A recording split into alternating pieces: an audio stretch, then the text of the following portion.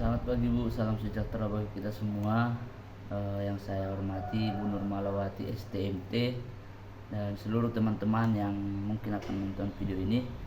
Pada saat ini saya akan mengerjakan sebuah soal yang menjadi tugas dalam pemodelan sistem, yaitu soalnya tentang formulasi dalam pemodelan. Nah, berikut adalah soal yang akan saya kerjakan dalam formulasi dalam pemodelan. Untuk menyelesaikan soal formulasi dalam pemodelan ini ada beberapa langkah. Nah, yang pertama kita langsung saja ke langkah yang pertama, yaitu identifikasi variabel keputusan.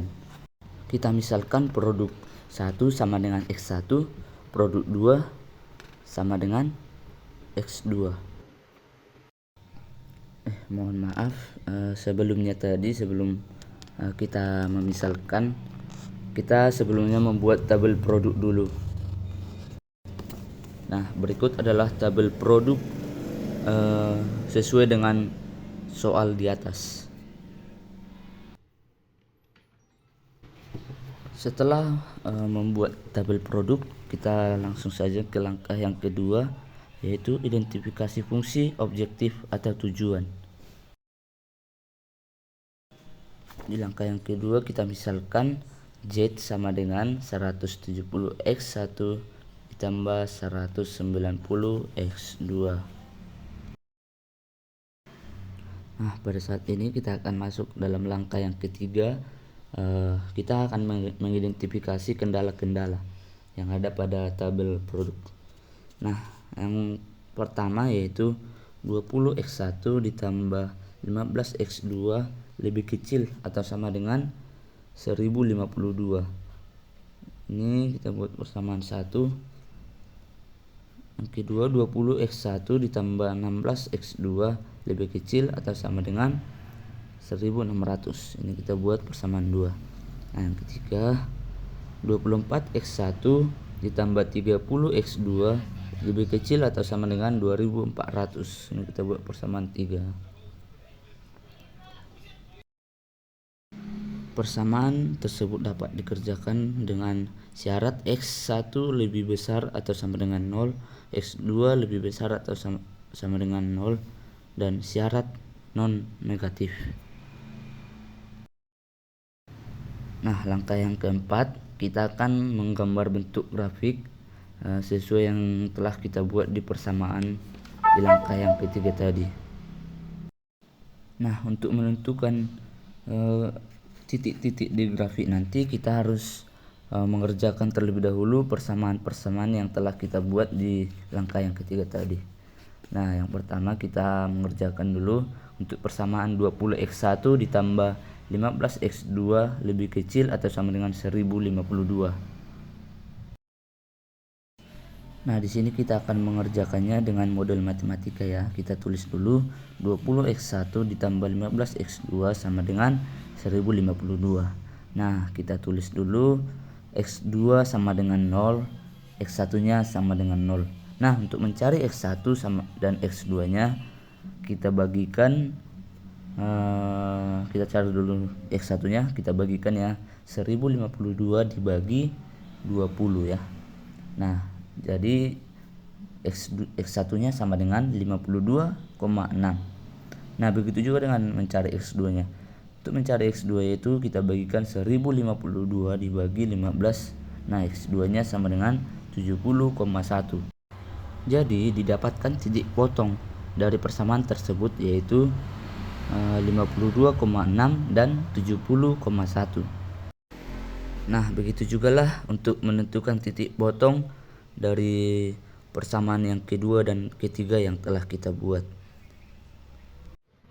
Nah, setelah dari persamaan 1 sampai ketiga tadi telah ditemukan titik potongnya, langkah selanjutnya kita akan menggambar bentuk grafiknya.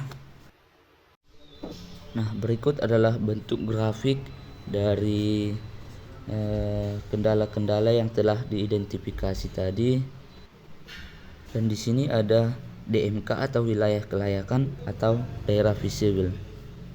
Di daerah wilayah kelayakan ini dikelilingi oleh titik-titik pojok, yaitu titik O yaitu 0 dan 0, di titik A yaitu 52,6 dan 0, di titik B yaitu 0 dan 70. Nah, langkah selanjutnya yaitu langkah kelima, kita mengidentifikasi daerah solusi yang layak. Titik-titik yang layak memenuhi semua keterbatasan sumber daya tersebut berada di daerah bergaris pada gambar grafik tersebut.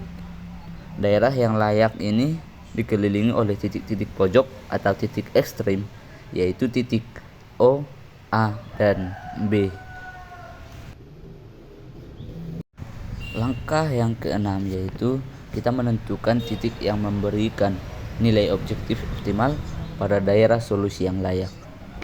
Jadi, daerah yang memenuhi ketiga daerah tersebut terletak di dalam daerah yang dibatasi oleh titik-titik O, 0 dan 0, A 52,6 dan 0, B 0 dan 70. Nah, karena tidak ada titik potong pada daerah solusi yang layak, maka kita tidak perlu melakukan eliminasi. Jadi, titik sudutnya adalah titik O yaitu 0 dan 0, titik A yaitu 52,6 dan 0, titik B 0 dan 70. Penyelesaian dari soal di atas adalah menghitung nilai fungsi sasaran Z sama dengan 120 X1 ditambah 190 X2 di setiap titik sudut dengan daerah yang memenuhi kendala. Nah, Z tadi itu adalah keuntungan ya yang telah kita buat di langkah yang kedua, yaitu Z sama dengan 170 X1 ditambah 190 X2. Nah, sehingga dari titik-titik yang dari titik-titik sudut yang telah didapatkan, yaitu titik O sama dengan 0 dan 0, kita peroleh keuntungannya, kita hitung 170 dikali 0 ditambah 190 kali 0 sama dengan 0. Itu dia dari titik sudut O. Dan dari titik sudut A diperoleh 170 dikali 52,6 ditambah 190 dikali 0. Nah, jadi Z-nya atau keuntungannya yaitu 8.942. Dari titik sudut B kita peroleh 170 dikali 0 ditambah 190 dikali 70, maka diperoleh keuntungannya atau Z-nya sama dengan 13.300. Nah, langkah yang terakhir yaitu langkah yang ketujuh, mengartikan solusi yang diperoleh. Fungsi satuan adalah mencari nilai maksimumnya, sehingga nilai yang sesuai adalah terletak pada titik B tadi, yaitu 0 dan 70 dengan nilai Z-nya atau keuntungannya 13.300. Sehingga agar diperoleh laba yang maksimum, maka PT Tati Kucan harus berhenti memproduksi produk 1 dan memproduksi produk 2 sebanyak 70 unit, sehingga mendapatkan laba maksimum yaitu sebesar Rp13.300. Baik, sekianlah hasil yang saya dapatkan dari mengerjakan soal formula dalam pemodelan ini, Bu. Bila ada yang salah, mohon dimaafkan. Saya akhiri dengan sekian dan terima kasih.